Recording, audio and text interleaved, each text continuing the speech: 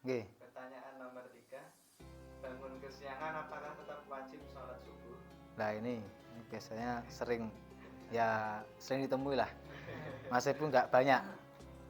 Nah, mengenai sholat ya, kita masuk sholat.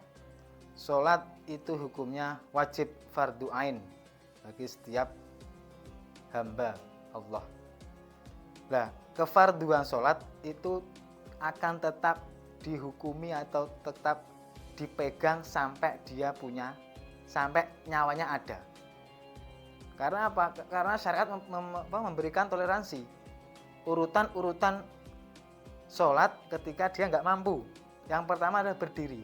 Jadi selama dia masih punya nyawa, masih berdetak jantungnya, tetap wajib untuk sholat, tidak boleh meninggalkan. Nggak bisa berdiri diganti dengan duduk, nggak bisa duduk diganti dengan berbaring atau tidur miring itu, nggak bisa tidur miring diganti dengan terlentang, melumah biasanya, nggak bisa melumah diganti dengan isyarah, nggak bisa isyarah, cik duwe nyawa tapi nggak bisa isyarah, kayak so ketap-ketip semama, wes kayak apa kalau contohnya nggak bisa isyarah itu? Kalau koma itu, pita koma itu? Berarti kayak uang turu gitu ya, kayak tidur, hilang sadaran. Kalau nggak bisa isyarat, isyarat gur batin tok, kerentek lah, dilakukan dengan kerentek. Itu paling terakhir. Kalau nggak bisa berarti ya sudah nggak punya nyawa.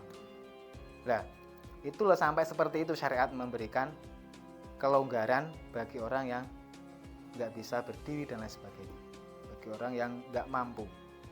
Nah, gimana hukumnya sholat ditinggalkan? Nggak boleh ditinggalkan, nggak boleh sholat ditinggalkan. Ya akibatnya harus qadha. Nah, dalam hal ini diperinci, dalam mengqadainya diperinci. Jika meninggalkan sholat itu tanpa udzur, seumpama apa? Sampean sengaja ra sholat itu tanpa udzur, atau sampean turu tidur tapi tidurnya ketika sudah masuk waktu sholat subuh. Sampean iki sahur iki wis tangi, seumpama waktu bulan puasa sahur tangi. Terus adzan kan sudah masuk waktu subuh. Kok sampean turu? Nah, itu kan sengaja tidur sudah waktu subuh. Nah, itu bukan udzur. Tidur ketika masuk waktunya sholat itu bukan udzur. Nah, ketika sampean meninggalkan sholat tanpa udzur, itu nanti wajib diqadha segera.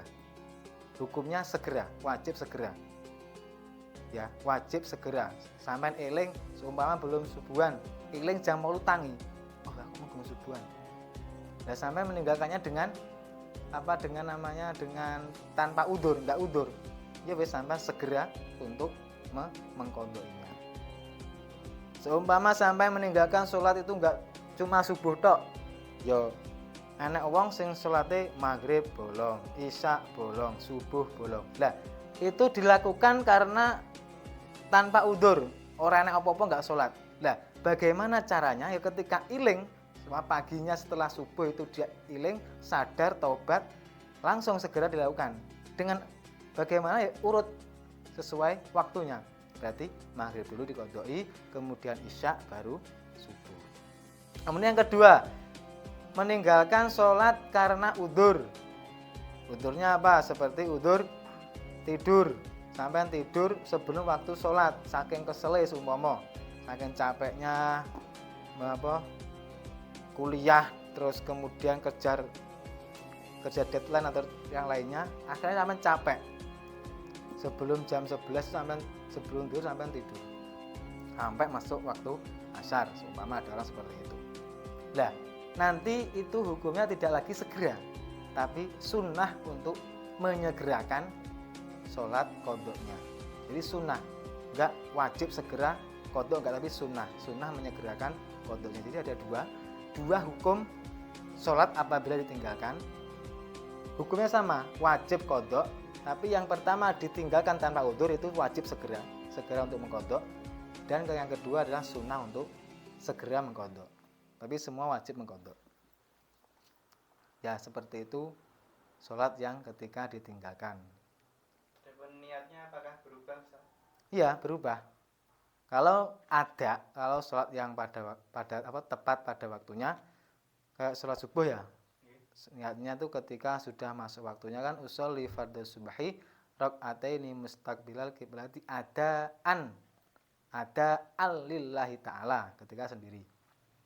Nah, ketika qadha nanti berubah menjadi usolli fardhu subhi rakaataini mustaqbilal kiblati qadha lillahi ta'ala. Jadi yang dari ada menjadi qadha. Itu. Tapi ya itu enggak apa, ya seperti itu. Itu ketika qadha lillahi ta'ala.